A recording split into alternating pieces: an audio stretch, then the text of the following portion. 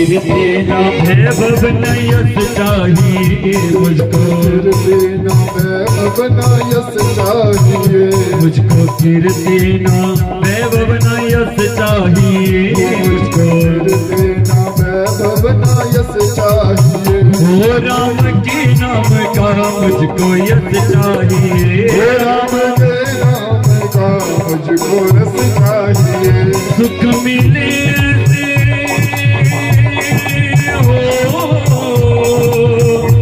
सुख मिले ऐसे अमृत को पीने में, सुख ऐसे अमृत को पीने में श्री राम जानकी बैठे हैं वो मेरे सीने में, श्री राम जानकी बैठे हैं मेरे सीने में। जय हो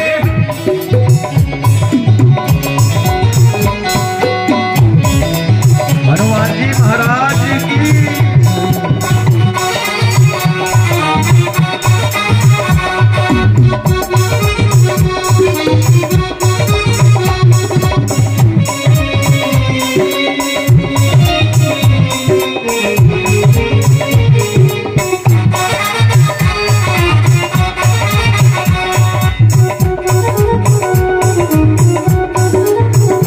राम रसिया हूँ मैं राम सुमिरन करूँ, राम सुमिरन करो राम रसिया हूँ मैं राम सुमिरन करूँ, राम सिया हूँ मैं राम सुमिरन करो और सिया राम का मैं तो चिंतन करूँ, राम का मैं तो चिंतन करो और सिया राम का मैं तो चिंतन करूँ, राम का मैं तो चिंतन करो सच्चा आनंद है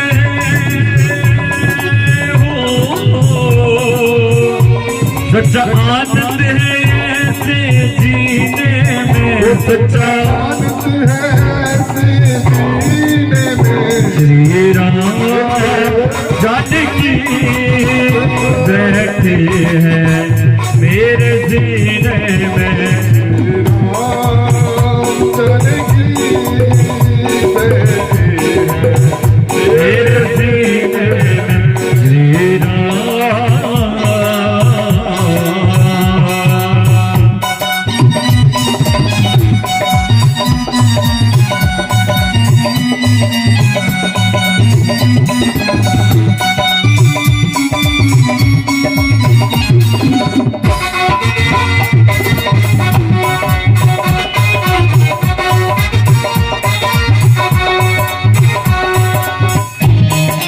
जय जय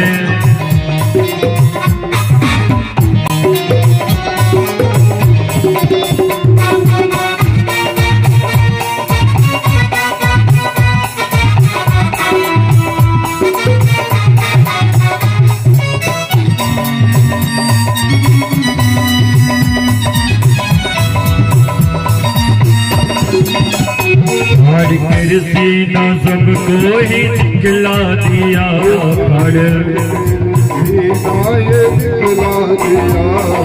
कृषि न सबको ही दिखला दिया, हर कृषि न भक्ति में शक्ति है सबको बतला दिया,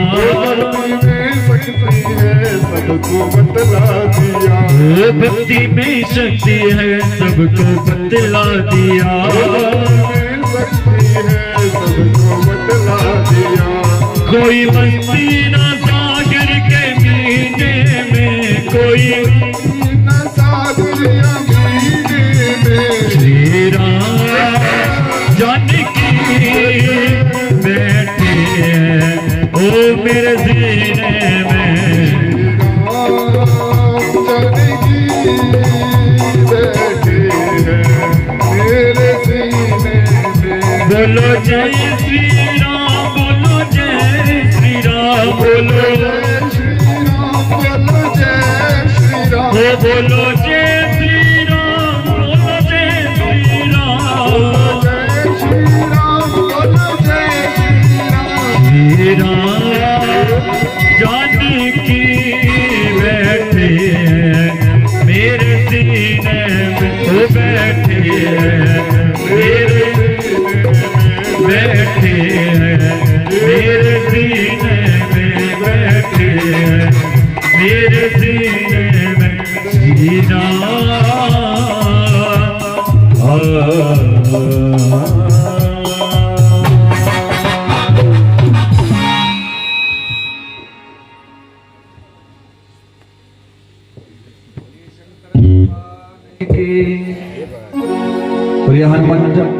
बोले हनुमान जी महाराज की। बोले वृंदावन बिहलाल के, हनुमंत लाल के। तो महाराज हनुमान जी की अवतार की दिव्य कथा हमारे श्रवण करें। आइए अब भगवान जी के एक और अवतार की कथा आती है, पिपलाद अवतार। ये जो पिपलाद अवतार है ना, ये भी भगवान का ही अंश अवतार है।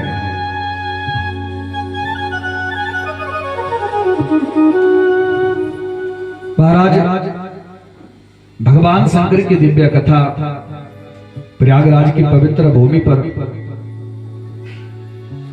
गाई जा रही है।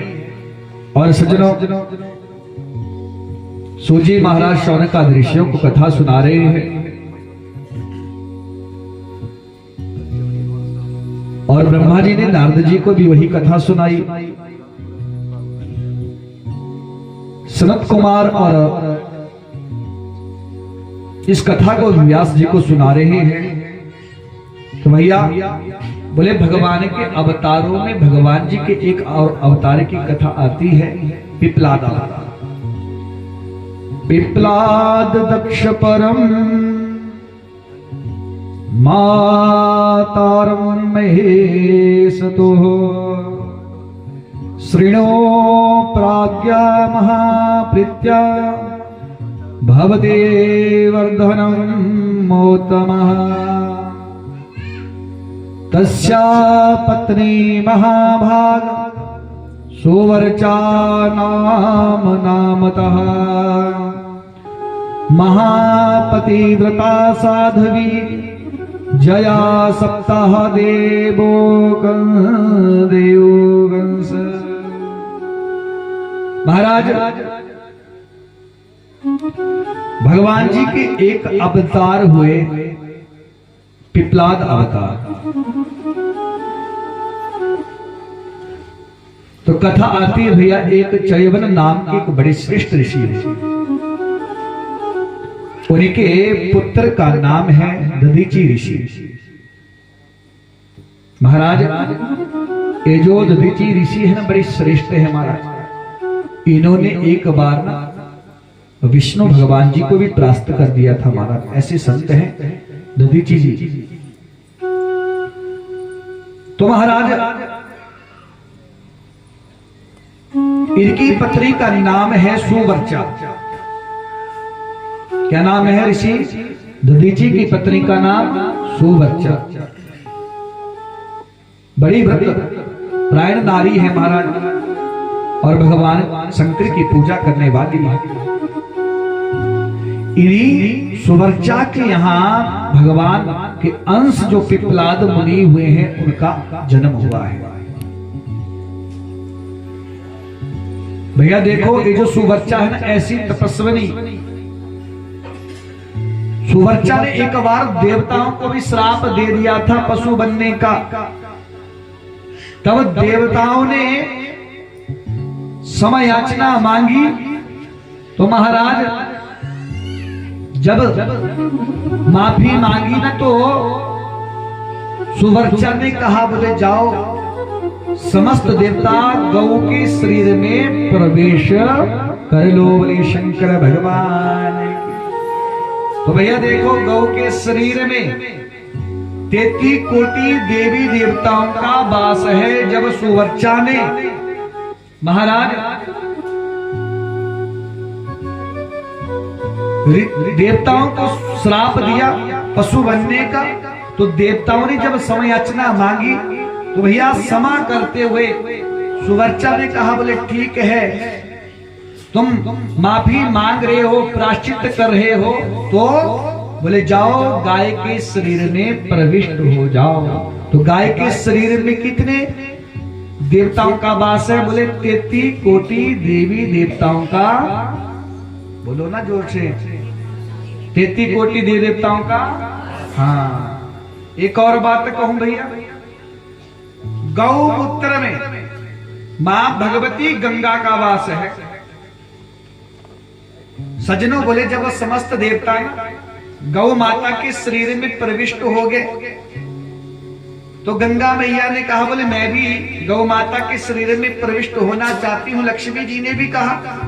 तो महाराज जब कहा ना तो भगवान शंकर जी ने कहा बोले ठीक है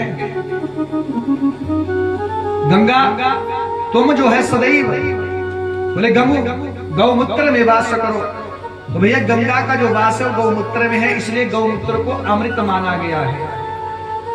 गौमूत्र जो है भैया उसको पान करने से बड़ी बीमारियां भी दूर हो जाती है। लेकिन भैया विश्वास होना चाहिए। हम और आप लोगों को विश्वास नहीं होता भैया। अगर विश्वास करोगे भैया प्रतिदिन आप थोड़ा सा गौमूत्र भैया ग्रहण करोगे तो अनेक आपकी जो बीमारियां है वो कट सकती है। लेकिन भैया शर्त क्या, जो गाय होनी चाहिए ना देसी गाय होनी चाहिए, वो जर्सी वाली नहीं होनी चाहिए। और सज्जनों गौ के गोबर में बोले लक्ष्मी मैया ने कहा बोले मैं भी गाय के शरीर में प्रविष्ट होना चाहती हूँ। तो लक्ष्मी मैया ने जब प्रार्थना करी तो भगवान शंकर ने कहा कि लक्ष्मी आप जाओ गौ के गोबर में वास करो। बोले शंकर भगवान की। भैया गाय के गोबर में लक्ष्मी का वास है।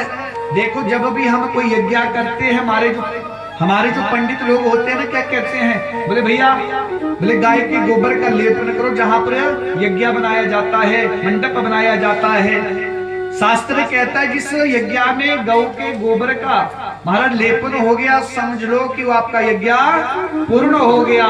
उस यज्ञ में कभी भी धन की कमी नहीं आती भैया, सदैव बरकत रहती है भैया। क्यों? माँ लक्ष्मी वहां सदैव वास करती है। इसलिए भैया जब भी कभी भी घर में कोई भी यज्ञ करे कोई अनुष्ठान करे गौमूत्र और गाय का गोबर जो है सदैव जो है महाराज उस यज्ञ में लगाएं। क्योंकि भैया मैंने पहले भी कहा गौमूत्र में गंगा का वास है और गोबर में लक्ष्मी का वास है। और भैया जब ये दोनों वस्तुएं वहां प्राप्त हो जाती है तो भैया उस यज्ञ में कोई कमी रहती ही नहीं है। बोले शंकर भगवान। तो महाराज 33 कोटि देव देवता मां गौ के शरीर में प्रवेश है। तो भैया जो सुवर्चा है सुवर्चा ने गौ को जो है देवताओं को गौ के शरीर में प्रविष्ट करने के लिए कहा, प्रवेश करने के लिए कहा। तो महाराज ऐसी सुवर्चा तपस्विनी महाराज दधीची ऋषि की पत्नी है और कहते हैं कि इन्हीं की यहाँ पिपलाद मुनि का प्रादुर्भाव हुआ है। बोले शंकर भगवान की। तो महाराज कथा आती है एकदा निर्जरः सर्वे भासवद्या मुनीश्वरः वृत्रासुर सहीच जय जया सवं प्राजिता। महाराज कथा आती है कि एक बार देवताओं के जो गुरु हैं, कौन है देवताओं के गुरु? हाँ जी, हाँ बृहस्पति जी। और दैत्यों के हाँ बता होना चाहिए भैया। 8 दिन हो गए गुरुओं का नाम लेते हुए, अब भी पता ना चले तो भैया फिर कुछ नहीं हो सकता। बोले शंकर भगवान की।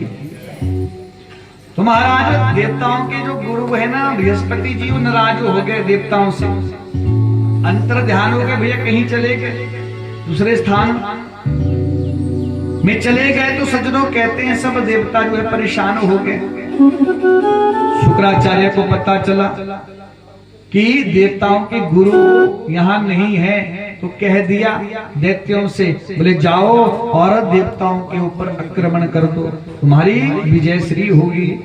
महाराज दैत्य गए और देवताओं के ऊपर आक्रमण कर दिया। महाराज समस्त देवता वहां से भागे ब्रह्मा जी के पास गए। बोले ब्रह्मा जी कृपा करो। ब्रह्मा जी ने कहा बोले गुरु का अपमान किया है, तुम्हारे साथ ऐसा ही होना चाहिए भैया, कभी भी गुरु का अपमान नहीं करना चाहिए। भैया गुरु का अपमान किया तो ब्रह्मा जी ने कहा बोले अपने गुरु का अपमान किया, आपको तो श्री से हीन होना ही पड़ेगा, राज्य से हीन होना ही पड़ेगा। बोले महाराज कृपा करो। बोले आपके गुरु नहीं तो बोले किसी और को ही कुछ समय के लिए गुरु बना लो, तभी तुम्हारा कल्याण होगा। महाराज विचार करने लगे, बोले अब किसको गुरु बनाए, क्योंकि बृहस्पति जी तो अंतर ध्यान हो गए। तो महाराज जब विचार करने लगे, बोले शंकर भगवान, अब दैत्य लोग युद्ध करने के लिए पुनः आगे महाराज। तो बोले अब किसको गुरु बनाए, तो ब्रह्मा जी ने कहा बोले भैया किसी ना किसी की सहायता लेनी पड़ेगी, किसी ना किसी को गुरु बनाओ। तो बोले देवताओं ने अपने ही भाई, देवताओं के जो भाई सूर्य है ना, 12 सूर्य है भैया, हर महीने अलग अलग सूर्य आते हैं भैया, एक सूर्य नहीं 12 सूर्य हैं। तो बोले उनमें से एक त्वष्टा नाम के जो सूर्य है महाराज, त्वष्टा को अपना सदगुरु बनाया। और महाराज जब सदगुरु बना दिया, गुरु बना दिया, तो देवता लोग अब यज्ञ करने लगे। क्यों? अब दैत्य जो है ना उनको मार रहे हैं महाराज, वो भाग रहे हैं। तो अब दैत्यों को हराने के लिए महाराज यज्ञ करने लगे। और जैसे ही महाराज यज्ञ करने लगे, अब जो त्वष्टा महाराज हैं वो आहुतियां दिला रहे हैं। तो भैया अब देखो आहुतियां दिला रहे हैं, तो देखो मैंने पहले भी कहा कि देवता और दैत्य दोनों आपस में भाई भाई हैं। तो भैया अब क्या होने लगा, बोले जब तर्पण होने लगा ना भैया, तो तर्पण जब त्वष्टा जी करने लगे ना, तो दोनों तरफ से तर्पण होने लगा। तो भैया देवता भी बलवान होने लगे, बोले दैत्य भी बलवान होने लगे। इंद्र ने देखा, बोले हमारे लिए आहुति कर रहा है, बोले अच्छी बात है, लेकिन बोले इसकी आहुति से, इसके तर्पण से बोले देवताओं को, दैत्यों को भी बल मिल रहा है। बोले सोचा अभी तो कुछ नहीं बोलूंगा, बोले पहले हम जीत लें फिर देखेंगे इसे। और महाराज कहते हैं कि इंद्र के मन में ऐसा भाव आया और महाराज बलि हो गए देवता। और जब बलि हो गए तो सज्जनों उसके बाद क्या किया, बोले देवता और दैत्यों में युद्ध हुआ। तो देवताओं ने बलि होकर अपने राज्य को प्राप्त कर लिया, स्वर्ग को प्राप्त कर लिया। लेकिन अब इंद्र ने क्या किया, जो त्वष्टा है महाराज, कि त्वष्टा ने राक्षसों को भी बल दिया है। तो महाराज ने क्या किया, वज्र का प्रहार करके जो है इंद्र ने उस त्वष्टा को ही मार दिया। बोले शंकर भगवान की। लेकिन महाराज जैसे ही त्वष्टा को मारा, महाराज उसी यज्ञ से जो है, जो विश्वारूप इत्यादि महाराज वहां पर ब्राह्मण ऋषि बैठे हुए थे, उन्होंने महाराज यज्ञ के द्वारा जो है महाराज एक राक्षस की उत्पत्ति करी। जिस राक्षस की उत्पत्ति करी है महाराज उसका नाम है वृत्रासुर। बोले शंकर भगवान की। वृत्रासुर जो है सज्जनों ऐसा बलवान था भैया।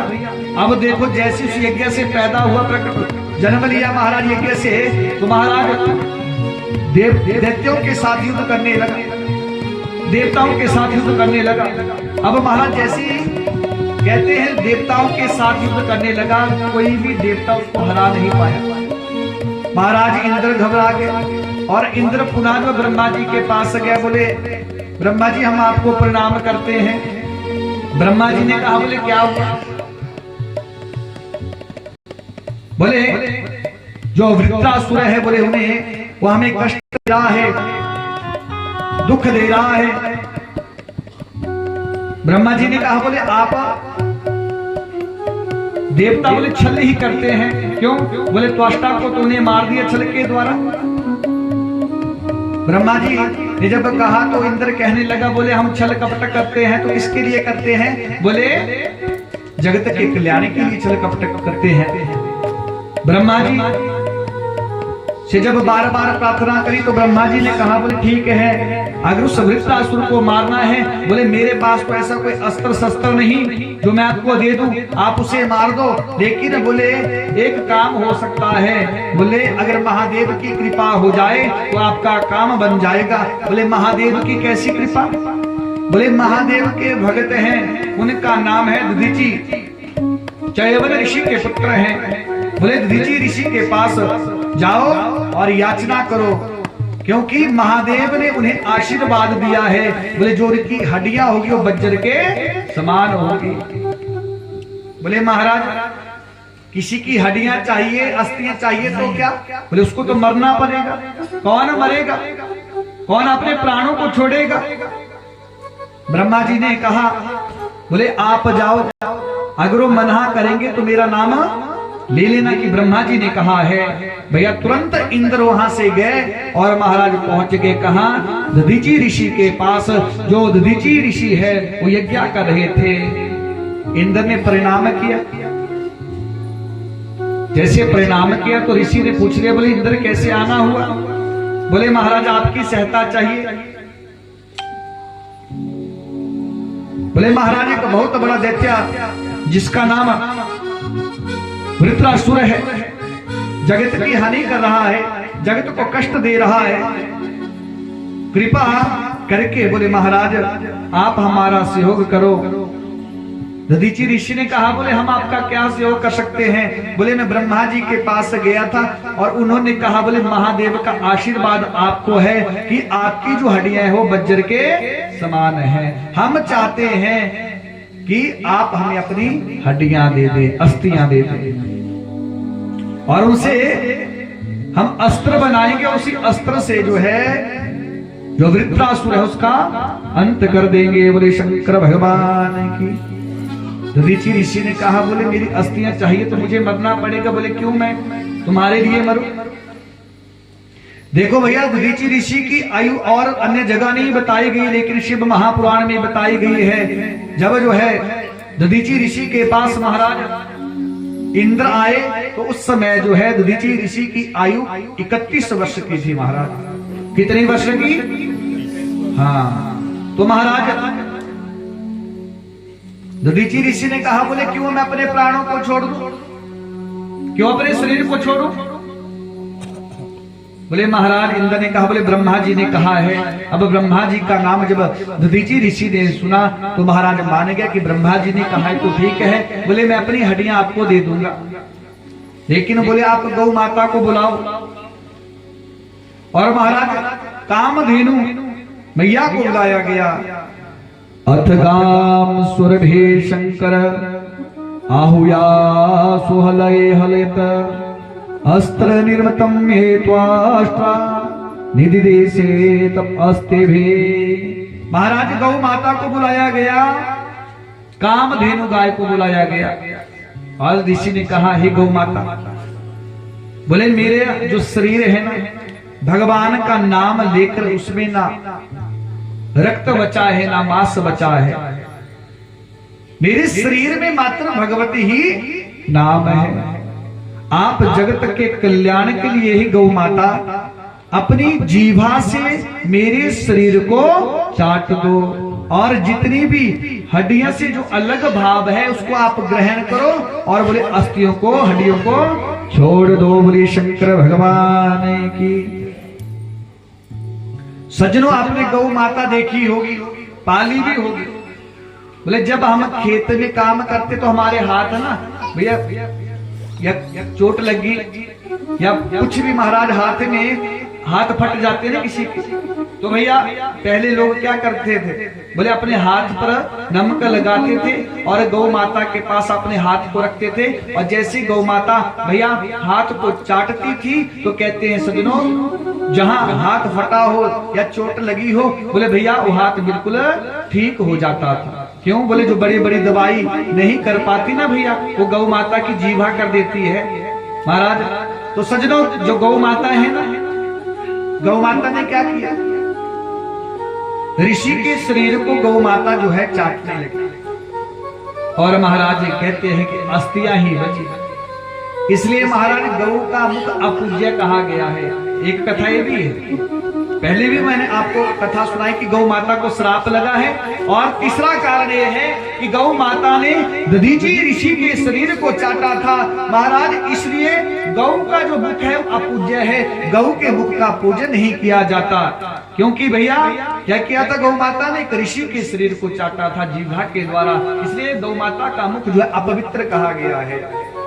तो महाराज एक और बात कहूं, किसी बच्चे का जन्म गंडमूल नक्षत्र में हो जाए, गंडमूल जानते हैं ना, मघा नक्षत्र, मूला नक्षत्र, अश्विनी नक्षत्र, अगर किसी बच्चे का जन्म गंडमूल नक्षत्र में हो जाए ना भैया, तो नियम है, शास्त्र कहता है कि उस बालक का जो है गौ प्राशन करवाए। गौ प्राशन का मतलब कि भैया उस बालक को ले जाकर गौ के पास ले जाओ, और गौ के पास ले जाकर जो है क्या करें, बोले 6 अंग जो है उस बालक के जो है गौ माता की जीभा से लगाने चाहिए। गौ माता क्या करें, उस बालक के 6 अंगों को जो है अपनी जीवा से लगाएं, तो भैया जो गंडमूल नक्षत्र होता है बोले उसके दोष से शांति मिल जाती है। एक ये भी उपाय है, वैसे तो पाठ करते हैं ना पंडित लोग, लेकिन शास्त्र में कहा है कि भैया देखो गौ का प्राशन करना चाहिए। अब हर जगह गौ उपलब्ध नहीं होती ना, तो ब्राह्मण लोग जो है वो कुसा की गौ बनाते हैं, और भैया उसके नीचे से बालक को, हाँ तो भैया ये भी एक नियम कहा गया है कि अगर आपके पास गौ है, देसी गौ है, तो भैया आप क्या करें, उस बालक को वहां ले जाएं, और जो बालक के 6 अंग है जीभा का स्पर्श करवाए, तो भैया गंडमूल दोष की जो शांति हो जाती है। बोले शंकर भगवान। तो महाराज आज गौ माता ने दधीचि ऋषि के शरीर को चाट चाट कर महाराज मात्र अस्थियां ही बची, हड्डियां ही बची। तो महाराज उन अस्थियों से, हड्डियों से जो है वज्र बन गया। बोले शंकर भगवान की।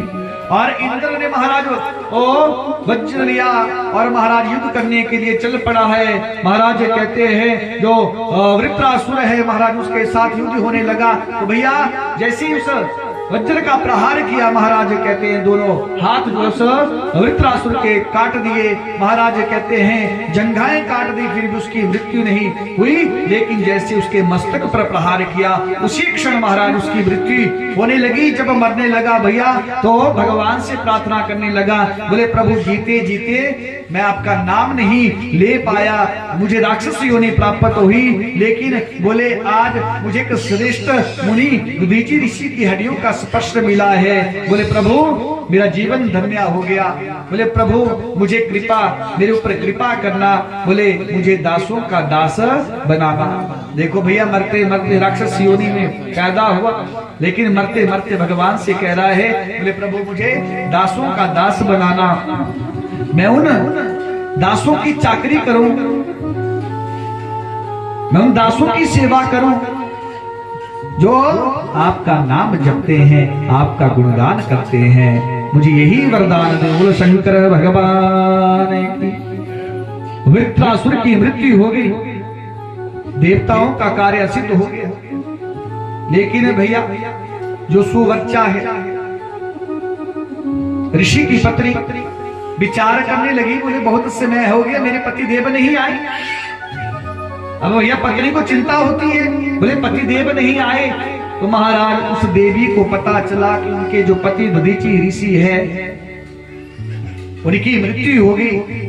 महाराज जब इतना पता चला तो महाराज क्रोध में आ गए। क्यों? उनको पता है कि देवताओं ने क्या किया। बोले देवताओं की कार्य सिद्धि के लिए मेरे पति यज्ञ कर रहे थे, देवता लोग यहाँ से लेके गए थे।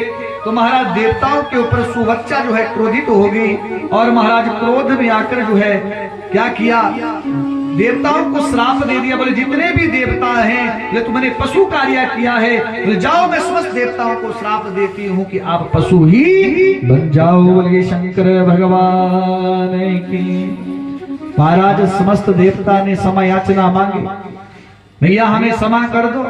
जब प्रार्थना करी कि हमें पशु योनि में मत भेजो, तो भैया ऋषि पत्नी ने कहा बोले ठीक है, जाओ तुम गाय के शरीर में ही प्रवेश कर लो। बोले शंकर भगवान की।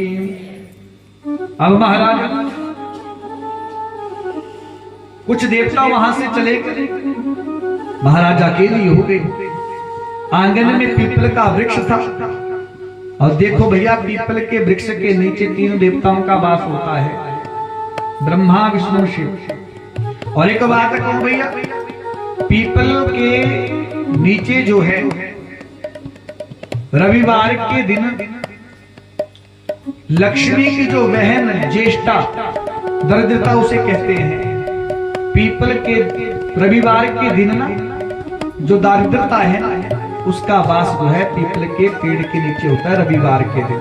इसलिए भैया शास्त्रों में आपने श्रवण किया होगा, सुना होगा, रविवार के दिन पीपल की पूजा नहीं करते। विवाह भी हो ना तो भैया पीपल को नहीं फेरते उस दिन, क्योंकि रविवार के दिन जो है कहते हैं भैया 7 दिन में एक दिन जो है जो दारिद्रता है उसका वास जो है पीपल के पेड़ के नीचे होता है। और रविवार के दिन जो कोई भी पीपल की पूजा करता है या परिक्रमा करता है तो ये जो दारिद्रता है ना, जैसे आप फेरी करेंगे तो आपके पीछे पीछे आपके घर में आ जाएगी। इसलिए रविवार के दिन कभी भी पीपल की पूजा नहीं करनी चाहिए।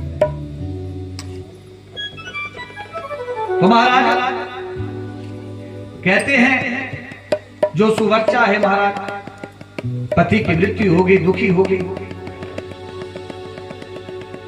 और महाराज देवताओं ने पूछ लिया, बोले मैया हम आपके लिए क्या करें। मैया ने कहा बोले अगर कुछ करना है, क्योंकि देवता कहने लगे बोले मैया अपराध तो हमसे हो गया है, अब हमारे ऊपर कृपा करो, बताओ हम क्या करें। मैया ने कहा बोले अगर आप करना चाहते तो बोले एक चिता बनाओ, और शेष जो कुछ भी मेरे पति के शरीर का बचा है बोले उस चिता में रखो, और मैं भी बोले अपने पति के साथ जो है इस देह का त्याग कर दूंगा। महाराज ऐसे ही देवताओं ने सुना, देवताओं ने जल्दी जल्दी चिता बनाई, और महाराज चिता बनाकर जैसे ही महाराज देवी सुवर्चा जो है अपने प्राणों की आहुति देने लगी, महाराज चिता में जाने लगी, उसी समय देवताओं ने कहा बोले मैया आप गर्भवती हो, आप क्या कर रही हो। इतने में नारायण भगवान आए। नारायण भगवान ने भी कहा बोले आपके गर्भ में जो है बोले कोई साधारण नहीं, बोले भगवान शंकर का अंश है, बोले स्वयं भगवान शंकर जो है आपके यहाँ पुत्र रूप में जो है आएंगे, इसलिए बोले अपने देह का त्याग मत करो। लेकिन भैया जो सुवर्चा है उसको बड़ा क्रोध आया, और भैया आंगन में जो पीपल का पेड़ था ना भैया, पीपल के पेड़ के पास चली गई, एक बड़ा सा पत्थर लिया, और महाराज दुखी मन से कहने लगी मेरे पति की मृत्यु होगी, मैं भी जीकर क्या करूंगी। महाराज जो पत्थर लिया अपने गर्भ पर अपने पेट पर जो है मारने लगी। महाराज उसी क्षण क्या हुआ बोले सज्जनों बालक की जो उत्पत्ति हो गई। बोले शंकर भगवान की। महाराज बालक की उत्पत्ति हो गई। बोले जिस पीपल के नीचे खड़ी थी ना भैया, उस पीपल को छोटा सा छेद था, तो महाराज उस बालक का जन्म हो गया ना, उस बालक को लिया उस पीपल के पेड़ के छेद में डाल दिया, और स्वयं जो है भैया चिता में बैठकर अपने शरीर को भस्म कर दिया, जला दिया। बोले शंकर भगवान की। अब महाराज मैया ने अपने शरीर की आहुति दे दी, तो महाराज अब जो बालक है ना वो बालक रोता। महाराज जैसे ही वो बालक रोता ना तो मानो रोते हुए बालक माँ माँ कहता है। तो भैया देखो जो पीपल है ना, उस पीपल के वृक्ष से जो है दूध की धार बहने लगी। तो भैया उस बालक ने पीपल के दूध का ग्रहण किया। भैया आज भी पीपल का जो पेड़ है ना उसमें दूध निकलता है, लेकिन भैया हम और आप लोग उस दूध का ग्रहण नहीं कर सकते। जो बड़े बड़े सिद्ध संत महात्मा है वही महाराज दूध को ग्रहण कर सकते हैं। हम इतने समर्थवान शक्तिमान नहीं है कि भैया हम उस दूध को जो है ग्रहण कर सकते हैं। लेकिन भैया कहते हो बालक जो उस दूध को जो है ग्रहण करने लगा, महाराज पीने लगा, कहते हैं धीरे धीरे अपने प्राणों की रक्षा करने लगा। एक बात कहूं भैया, बोले भगवान जिसके रक्षक को उसको कोई नहीं मार सकता है। माता पिता की मृत्यु होगी, लेकिन सज्जनों बालक जो है उस पीपल के वृक्ष के नीचे, महाराज जो पीपल का वृक्ष है उसके छेद में महाराज उस बालक को उसकी मैया ने रखा, वही जो है पल रहा है। अब भैया जब भूख लगती ना तो पीपल के जो फल होते हैं ना भैया, उनको ग्रहण करता, उनको खाता। इसलिए भैया भगवान जिसके रक्षक हो ना, उसको कोई नहीं मार सकता। जाको राखे साइया, मार सके न कोई, बाल न बांका कर सके जो जग बैरी होए। मेरे गोविंद मेरे शंकर भगवान जिसके रखवाले, उसको कोई नहीं मार सकता। महाराज वो बालक धीरे धीरे बड़ा होने लगा, और महाराज जैसे वो बालक जो है बड़ा होने लगा, महाराज जो पीपल के पत्ते उस बालक की रक्षा करते हैं। सजनों बालक कोई और नहीं, बोले भगवान शंकर ही है। बोले शंकर भगवान की, भगवान शंकर ही लीला कर रहे हैं। महाराज आज नारद जी वहां पर घूमते घूमते पहुंच गए। जैसे ही नारद जी वहां पर पहुंचे, सजनों कहते हैं उस छोटे से बालक ने नारद के मुख में किसका नाम सुना, प्रभु का नाम सुना, तो प्रसन्न हो गया। उस बालक ने भगवान का नाम सुना तो भैया प्रसन्न हो गया। वो बालक प्रभु का नाम ले रहे हैं, नारद जी पहुंच गए। जैसे ही नारद जी आए तो सजनों नारद जी ने कहा, बोले मैं जानना चाहता हूं आप कौन हो, आपके माता पिता कौन है। जब नारद जी ने इतना पूछा, बोले मैं भी यही जानना चाहता हूं कि मैं कौन हूं, मेरे माता पिता कौन है, मैं कहां से आया हूं। नारद जी ने सोचा, बोले मैं यही प्रश्न कर रहा हूं और ये भी मुझसे यही प्रश्न कर रहे हैं। तो नारद जी ने ध्यान लगाया तो महाराज जी क्या देखते हैं, ये जो बालक है भैया ये कोई और नहीं, बोले भगवान शंकर का अंश अवतार है, दधीचि ऋषि और सुवर्चा का जो है पुत्र है, और पीपल इसे पाला है। तो महाराज नारद जी ने कह दिया, बोले तुम्हारे पिता हैं दधीचि ऋषि हैं, बोले तुम्हारे जन्म लेने से पहले उनकी मृत्यु होगी, और बोले तुम्हारी माता का नाम सुवर्चा है, बोले वो भी अपने पति के साथ जो है सती होगी, तुम्हें पीपल ने पाला है, इसलिए बोले मैं तुम्हारा नाम पिपलाद रखता हूं। बोले शंकर भगवान की। महाराज शंकर भगवान का एक नाम क्या है, पिपलाद।